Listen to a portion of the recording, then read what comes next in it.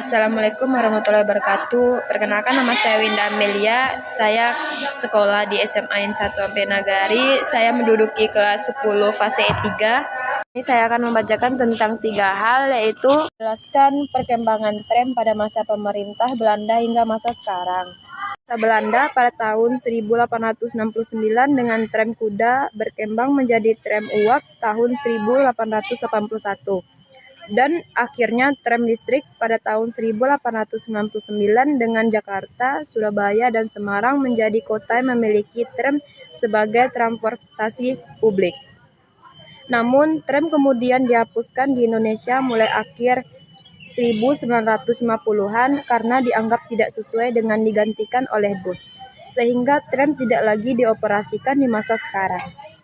2. Bagaimanakah kesinambungan tram sebagai moda transportasi pada masa dahulu hingga sekarang? Evolusinya dari penggunaan tenaga hewan dan uap di masa lalu, berkembangnya terjadi sistem kabel dan listrik di era modern sehingga saat ini menjadi moda transportasi rel yang efisien.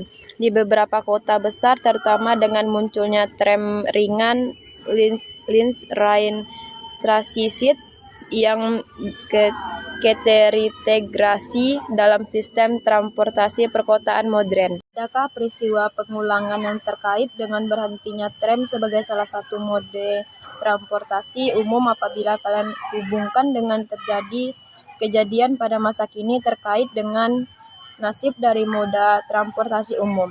Jelaskan sesuai dengan kondisi penggunaan mode transportasi umum di daerah kalian. Tidak ada peristiwa pengulangan yang sama persis seperti berhentinya tram di masa lalu yang terjadi pada transportasi umum saat ini. Meskipun ada tentang, namun ada kesamaan dalam perlunya reningkutan fasilitas dan infrastruktur transportasi seperti bus dan kereta api.